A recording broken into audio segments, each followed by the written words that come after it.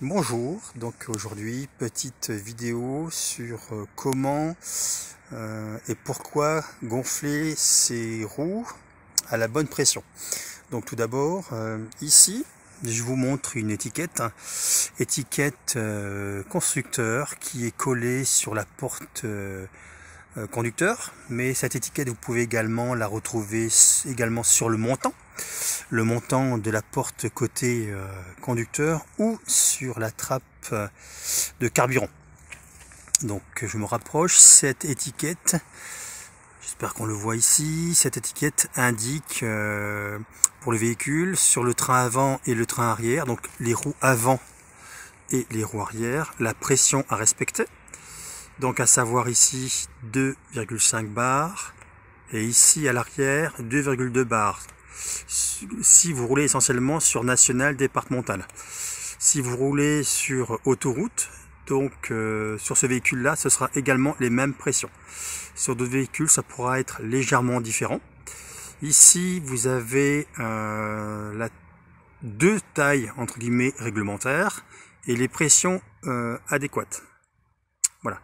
Pourquoi gonfler les roues à la pression préconisée par le constructeur? Pour plusieurs raisons. La première, une roue, on va dire, sous-gonflée. Donc là, je vais me rapprocher de la roue.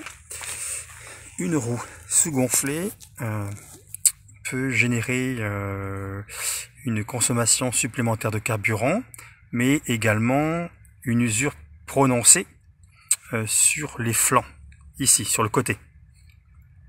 Si elle est donc sous-gonflée, vous aurez ici et de l'autre côté une usure prononcée. Si au contraire vous êtes surgonflé, vous aurez une usure au centre ici de la roue. Voilà. De plus, en cas si vous êtes sous-gonflé, en cas de si vous prenez un virage, on va dire un petit peu trop serré, ça peut arriver que vous déjantez à ce niveau-là. Donc là, risque au niveau sécurité également. Voilà, donc je vais vous montrer comment adapter, on va dire gonfler les roues.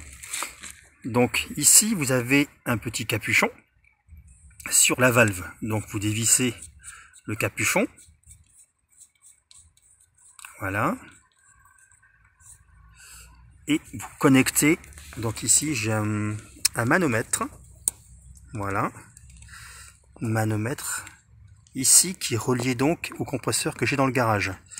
Donc je relie l'extrémité de cette poignée gonflable sur la valve. Voilà. Et je vais gonfler. Donc à la pression préconisée par le constructeur qui est donc de 2,5 bars. Là je suis légèrement au-dessus, c'est fait exprès pour la vidéo.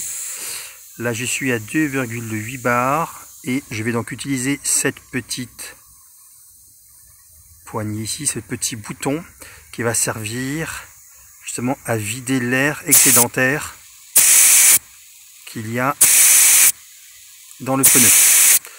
Donc voilà, là je suis à 2,5 bars. Voilà, donc là je vais déconnecter ici le flexible.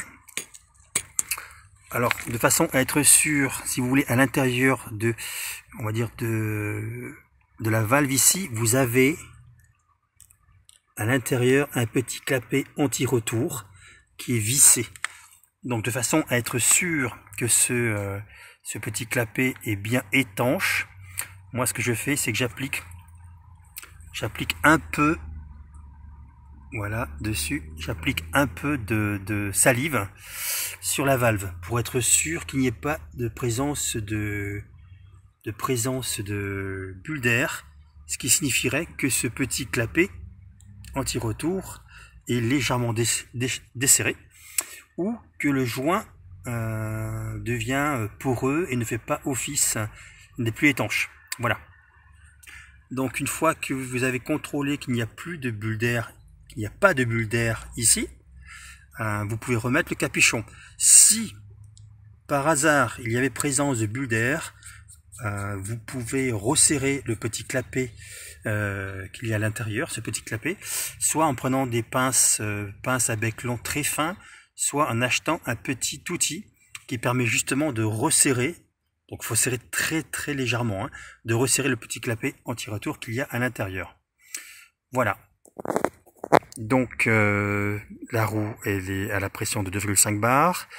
Et maintenant vous pouvez faire également la même chose sur toutes les roues du véhicule, y compris la roue de secours, que l'on a tendance parfois à oublier. Voilà, je vous souhaite une bonne journée et je vous dis à très bientôt pour une prochaine vidéo. Au revoir.